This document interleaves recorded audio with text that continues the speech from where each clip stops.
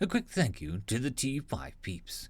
Bob the Dragon, Datamagnet, Cat Crab Lobster, DuckMachine, Try Again 95, Astraya the Dreamer, Mezec, Feudic Jarl, Germanchemist, Casper Arnholtz, and Chaos to Must. Thank you very much. How Kittens Saved All of Humanity. Written by Slow AD 2584. The Armada surrounded the Earth. More spacecraft, orbital stations, and satellites had been destroyed. Inertial dampener fields extended down to the surface, locking every atom of everything in stasis within the Planck-scale grid matrix. On the high Judicator flagship, the hearing began. People of Earth, you have been found to be violent, warlike, wasteful, pollutant species, unfit for a place in the galactic society. As the findings stand, you face summary annihilation.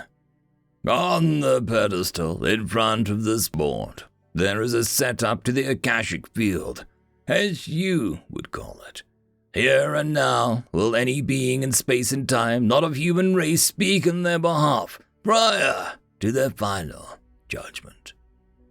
A feral-looking spirit of a house cat leapt onto the pedestal, sat down, wrapped her tail around in a regal pose, and lowered her chin. "Yes, I will speak for the humans," she said in an Eastern European accent. "I is Queen, first cat to live with the humans." She looked down at the side of the pedestal. "The first dog was far too slow." She raised her chin and faced the board, squinting her eyes, "and too stupid to speak of this." "Hey," growled the voice off to the side. Quinn swished a tail and continued. "I will speak now of first of home with humans. I lived wild and free in the woods, but the wicked foxes hunted Quinn and my kittens. Always kill kittens. Wicked foxes. One of them, foxbacks, hunted me. Where close, Quinn ran many days, hungry. Quinn flees the woods, out in the field of the human farm. Humans stink everywhere. Couldn't fear Hunans. At Quinn sly, sneaky, Quinn hidden barn. Hunans not know at beginnings. There were many fat, lazy rats in farm. They fat for eating the grain humans collect in the tower. One day, Quinn catch many rats and piled by side of tower. Hunan Papa spotted Quinn and her catch. Quinn scared. Papa seemed to understand Quinn hunt all rats and eat his grain. Papa nodded to Quinn and walked away. Was Quinn allowed to hunt? To stay? To stay in Hunan farm seemed much better than woods. No wicked foxes ever in Hunan farm. Meantime, I grew more comfortable with humans. Quinn hunt in plain sight now. The other humans, Mama, Gil, and boys watch Quinn hunt and pounce. They seem to enjoy watching from the porch. In time, Quinn pregnant once more, and worry about kittens. Hunans are big and clumsy. Kittens small and blind. Quinn was worried. When time came, Quinn hid in the corner barn with lazy cow and sloppy pigs. The little Gil spotted Quinn and kittens. Afraid for kittens, but little Gil made happy squeaky noises and ran to the house. Mama Hunan came and saw Quinn and the kittens. Mama made cooing sounds and whining noises like stupid dog, and hurried back to the house. Mama returned with one of the boys. She was holding a hand-knit cotton sweater, the boys holding many sticks.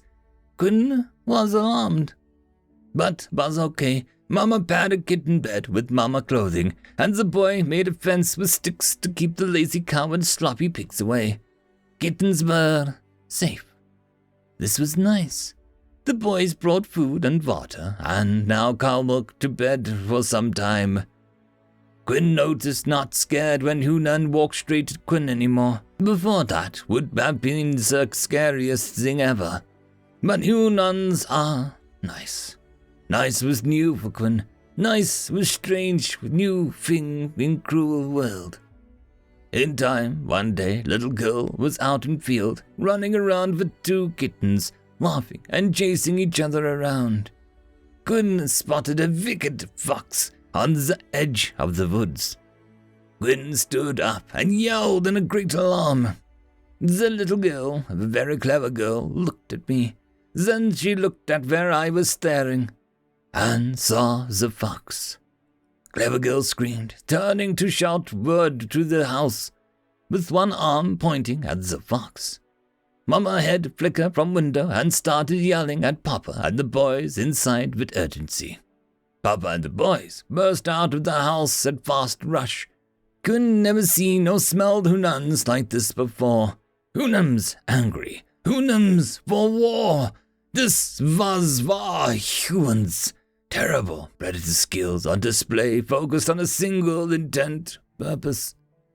Papa snapped commands to the boys and they picked up rock and spear. They fanned out and charged the fox in the woods.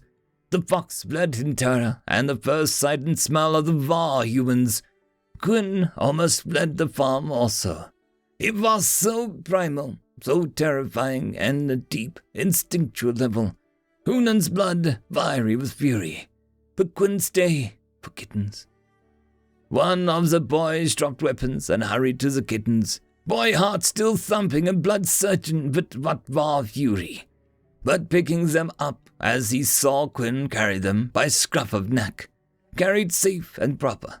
Nice Hunans protect kittens, even when war humans. The boy brought the kittens inside at Mama's insistence.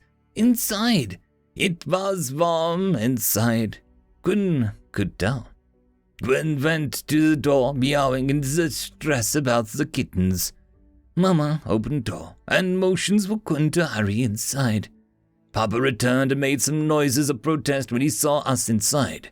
But wow, Mama yelled and growled fiercely at Papa, and Papa submitted and backed away. Gwyn had never seen Mama so fierce, so protective. Mama was acting like Mama to kittens, like Mama to Gwyn. Mama set up new bed by fireplace. Boys brought food and water. Fireplace was nice, less heat. For once, Gwyn overcame fear of fire. This was Hunan fire, was bound, chained, bent to Hunan will. It was safe fire. Gwyn retrieved rest of kittens, and we all lay by the fire. Mama, clever girl, and the boys all sat around us, staring at those terrifying predatory eyes, but with warmth and love in eyes. One of the boys reached out and touched the kitten. We all flinched, not wanting the Hunan stink rubbed onto us. But then, Gwyn has Isaiah, yes. Let Hunans rub stink all over us, yes. They stink very much like Hunans now. The petting was nice, after all. Felt like Mama tongue grooming, reminding Gwyn of the safe times with Mama long ago. Next morning, Gwyn yelled to be outside. Gwyn wanted to try something. Hurried out to the woods and began to stalk wicked fox from tree branches. Gwyn watched it carefully, and it rummaged in the roots of the clearing. Suddenly, wicked fox sniffed and flinched in great alarm. The fox looked at the way and at Heckle standing straight out in the terror and panic, not knowing which way to run at first. It finally bolted out of sight in a dead sprint, yes. It smelled Gwyn. It smelled the Hunan stink all over Gwyn. Kitten safe from wicked foxes forevermore. Gwyn make home with Hunans. They pet us, not realizing the tricks we use them for. But it is good enough. Hunan heart in right place. There, I have spoken for the Hunans. They are far like Jess. They are all those things you say. They are a far better predator than Gwyn, but you will never tell them that. But that is how the cruel world made them, and is how they has to be to overcome that cruel world. Yet they still has room in hearts and homes for Gwyn and for kittens, for many generations on. The cat spirit turned suddenly and leapt off the pedestal, clearly with nothing else to say. The Armada was already powering down their weapons and the inhibitor fields, when a dog looking a lot like a grey wolf hopped clumsily up on the pedestal, shivering in excitement. "Hi, my name is Doug, and I'm a good boy, and I love them, and—" Yes, we're done here," the objurgator general said as the caching field was powered down, the dog spirit fading away. An envoy was sent to the surface with delegations to welcome the human race into the Galactic Society and to begin rebuilding. When world leaders asked what the sudden change in the Armada, in the judgment, what sudden reprieve could have changed their terrible sentence, the only answer was kindness to kittens. And that was all that was said. Gwen would have wanted it that way. End of story. And that, my friends, concludes this video.